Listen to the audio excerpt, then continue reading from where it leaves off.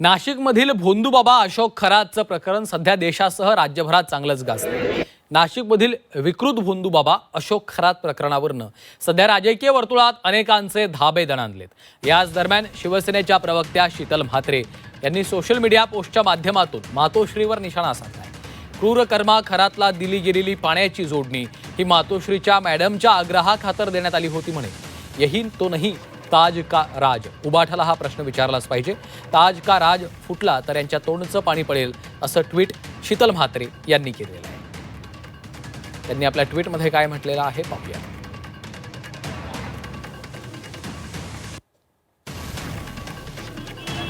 शिवसेनेच्या नेत्या शीतल म्हात्रे यांचं हे ट्विट आहे।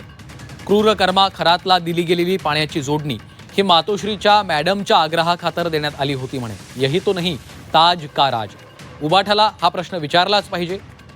ताज का राज फुटला तर यांच्या तोंडचं पाणी पडेल #खरात फाईल्स असं त्यांनी आपल्या ट्विटमध्ये म्हटलेलं आहे।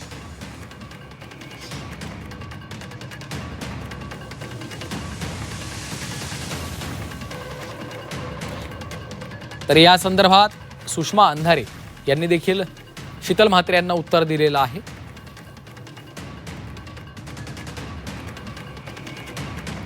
त्यांनी आपल्या ट्विटमध्ये काय म्हटलेलं आहे आपण पाहूया।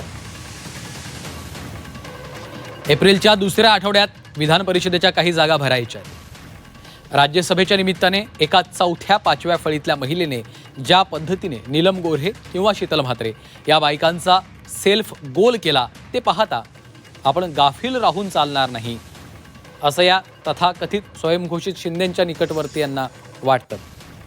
आणि स्वतः या संदर्भात बोलण्यासाठी सुषमाताई अंधारे आपल्यासोबत फोनलाईनवरनं जोडल्या गेलेल्या आहेत। सुषमाताई, शीतल म्हात्रे यांचं हे ट्विट आपण देखील बघितलं असेल, काय आपली पहिली प्रतिक्रिया?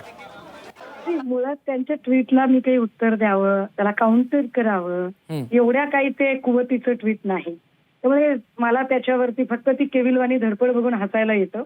एक नक्की आहे की राज्यसभेमध्ये जे नीलम गोऱ्हेंना वगैरे अपेक्षित होतं की चला आपली सिनियरिटी आहे, शिंदेंनी भल्या भल्याचे अंदाज ज्या पद्धतीने चुकवले आणि एका अत्यंत 4थ्या-5व्या फळीतल्या महिलेला त्यांनी ती संधी दिली, ते बघता दोघी अचानक सावरल्या आहेत, सावध झाल्या आहेत आणि त्यांना असं वाटायला लागलं की क्रायटेरिया काय असेल तर आपण शिंदेंची भाटगिरी करणं। मग ती भाटगिरी करण्यासाठी किती लेवलला जावं याचं त्यांना काही भान राहिलेलं नाही।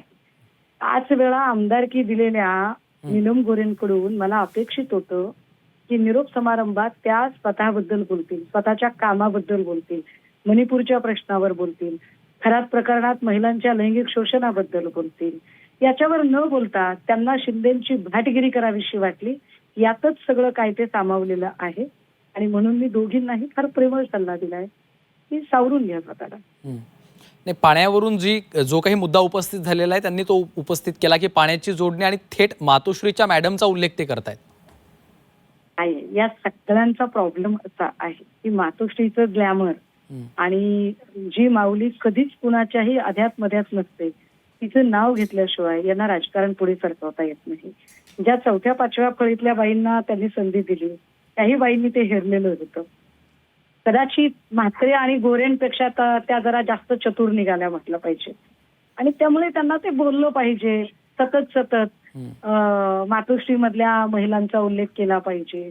आम्हाला त्याची गरज वाटत नाही, आमच्याकडे कंटेंट आहे, आमच्याकडे बुद्धी आहे। त्यामुळे लता वहिनींना निष्कारण आम्ही राजकारणात ओढण्याचा हलकटपणा करत नाही। म्हणजे राजकारणाची सुद्धा एक शुचिता पाळली गेली पाहिजे। ती शुचिता जर म्हात्रेबाईंना पाळता येत नसेल तर म्हात्रेबाईंवर मला संशोधन करावं लागेल, मला स्त्री आधार केंद्रावर सुद्धा संशोधन करावं लागेल। एवढी संशोधनाची वेळ येऊ देऊ नये त्यांनी माझ्यावर। ठीक, सुषमाताई धन्यवाद आपल्या या सविस्तर प्रतिक्रियेसाठी।